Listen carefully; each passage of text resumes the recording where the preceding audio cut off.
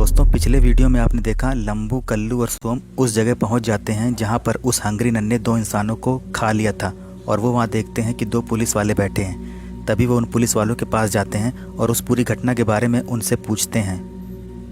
और वो पुलिस वाले उन्हें पूरी घटना के बारे में जानकारी देते हैं और कहते हैं कि आप लोग इतनी रात में यहाँ मत रुके, आप लोग घर चले जाइए। और वो उनकी बात सुनकर वहाँ से चले जाते हैं। तभी थोड़ी देर बाद पुलिस वालों को नींद आ जाती है और वो वहीं पर सो जाते हैं। और उनके सोते ही वहाँ पर हंगरी नन आ जाती है और वो जैसे ही उन पर वार करती है उसके मुंह पर जोरदार पत्थर पड़ता है जो कि लंबू ने फेंका था। और तभी उस पत्थर की आवाज़ से पुलिस वाले जग जाते हैं और वहाँ से भाग जाते हैं। और तभी लंबू उन्हें बताता है कि हम कहीं नहीं गए थे, हम यहीं पर थे। और अचानक नन उठकर गुस्सा हो जाती है और गुस्से में उनकी तरफ बढ़ती है कि तभी एक पुलिस वाला बम उसके ऊपर फेंक देता है। और नन के ऊपर बम गिरते ही नन के पूरे शरीर पर आग लग जाती है और वो बहुत तेज़ी से ज़मीन पर गिर जाती है। वो गिरकर बहुत तेज़ी से जलने लगती है। अब आगे देखते हैं क्या होता है। इसके बाद सब नन को मरा हुआ समझकर वहाँ से चले जाते हैं। लेकिन वो ये नहीं जानते थे कि नन अभी मरी नहीं है, क्योंकि नन को बचाने के लिए वहाँ पर आ चुका है रॉड।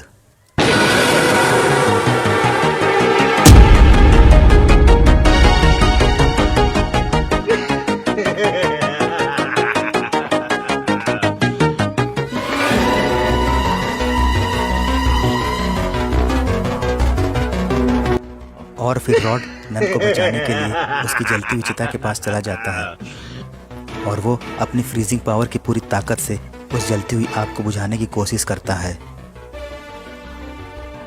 क्योंकि नन लोगों को खा खाकर बहुत मोटी और भैंस हो गई थी, उसके शरीर पे बहुत ज़्यादा चर्बी जम गई थी। इसकी वजह से आग बहुत ज़्यादा फैल गई थी और रॉड को आग बुझाने में काफ़ी परेशानी हो रही थी।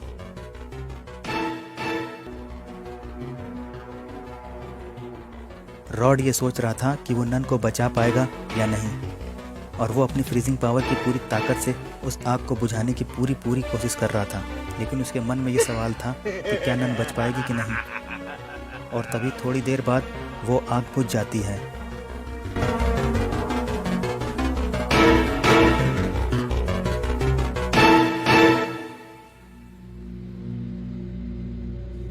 और जैसे ही आग बुझती है नन जिंदा हो जाती है।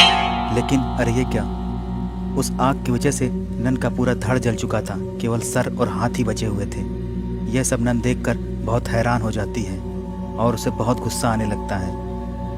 अपना जला हुआ शरीर देखकर नन को बहुत ज़्यादा गुस्सा आ जाता है और वो रॉड से कहती है, मुझे किसी भी कीमत पर वो तीनों लड़कों को ला कर दो, मुझे अपनी इस हालत का बदला लेना है उनसे। उन्होंने मेरे शरीर को पूरा जलाकर ख़त्म कर दिया है, उन्हें किसी भी कीमत पर यहाँ पर ला कर दो, मैं उसे मार कर खा जाऊंगी, मुझे बहुत जोरों की भूख भी लगी है। और तभी रॉड उससे कहता है कि तुम चिंता मत करो, मैं उन लड़कों को कहीं से भी ढूंढ के लाऊंगा और फिर तुम उन्हें कच्चा चबाकर खा जाना। और यह कहकर रॉड वहाँ से चला जाता है उन तीनों लड़कों को ढूंढने। और फिर नन कहती है, मुझे बहुत जोरों की भूख भी लगी है और मैं उन तीनों लड़कों को जिंदा नहीं छोड़ूंगी, मैं उन्हें कच्चा चबाकर खा जाऊंगी। और फिर रॉड अपनी आइसक्रीम वैन को लेकर लंबू, कल्लू और सोम को कुत्ते की तरह उस पूरे शहर में ढूंढना शुरू कर देता है।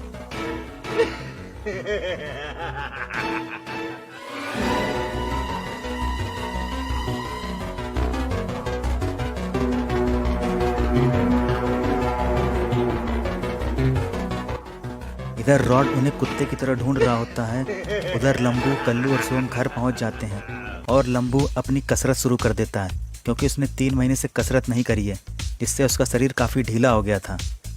और कल्लू उसे कसरत करने का इंस्ट्रक्शन दे रहा था। और वहीं पर सोम बैठकर हॉरर मूवीज़ देख रहा था, क्योंकि इसे हॉरर मूवीज़ बहुत पसंद है। और तभी थोड़ी देर बाद कल्लू के चाचा नौरंगी लाल का फ़ोन आ जाता है, क्योंकि उन्होंने कल रात में दारू पी ली थी और दारू पी के नाली में गिर गए थे, जिसकी वजह से वो अस्पताल में भर्ती हो गए। और फिर कल्लू लंबू से कहता है, मेरे चाचा का फ़ोन आया हुआ है, मैं छत पर जाके बात करके आता हूँ। और वो यह कहकर छत पर चला जाता है।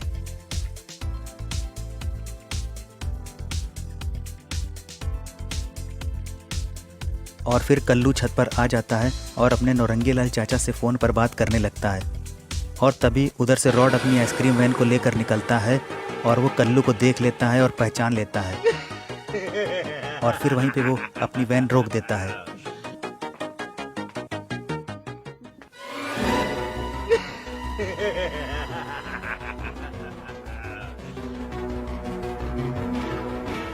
रॉड अपनी गाड़ी वहीं पर रोक देता है और गाड़ी से उतरने के बाद वो कल्लू को घूरने लगता है।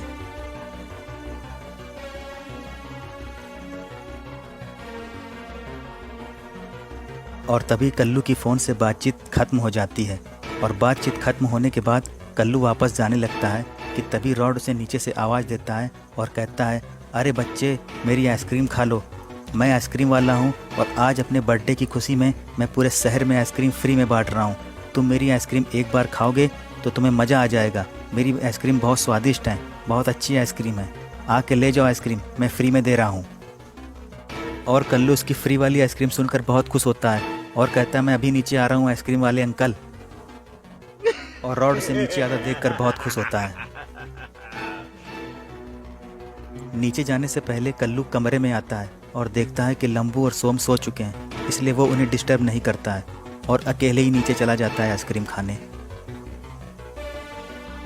और नीचे रॉड कल्लू का बड़ी ही बेसब्री से इंतजार कर रहा होता है, क्योंकि रॉड समझ गया होता है कि उसने कल्लू को अपने झांसे में फंसा लिया है। और तभी कल्लू नीचे आ जाता है और रॉड से आइसक्रीम लेने जाता है। और फिर रॉड उसे आइसक्रीम दे देता है और कहता है कि बच्चे, ये आइसक्रीम मैंने अपने हाथों से बनाई है, इसे तुम जैसे ही खाओगे मुझे हमेशा याद रखोगे। और फिर कल्लू उसे थैंक यू कहकर जैसे ही पीछे मुड़ता है, रॉड उसे फ्रीज कर देता है।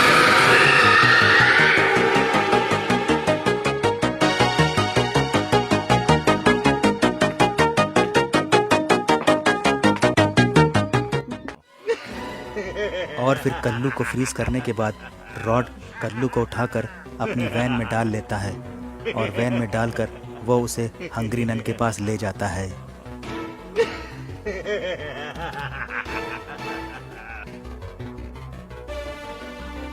रास्ते में बहुत ज़्यादा सन्नाटा था, इसलिए रॉड बहुत तेज़ी से गाड़ी चलाता हुआ उस खतरनाक जंगल में पहुंच जाता है जहां वो हंग्री नन रहती है। और फिर जंगल में पहुंचकर रॉड कल्लू की फ्रीज हुई बॉडी को अपनी गाड़ी से निकालकर फेंक देता है। हंग्री नन कल्लू को देखकर बहुत खुश होती है, क्योंकि उसे भूख भी बहुत जोरों की लगी थी और उसका बदला भी पूरा हो रहा था। तो दोस्तों, आगे की कहानी में हम देखेंगे कि क्या हंग्री नन कल्लू को खा जाती है, क्या सोम और लंबू कल्लू को बचा पाते हैं। तो दोस्तों, ये सब देखने के लिए चैनल को सब्सक्राइब करें और बेल आइकन को प्रेस करें।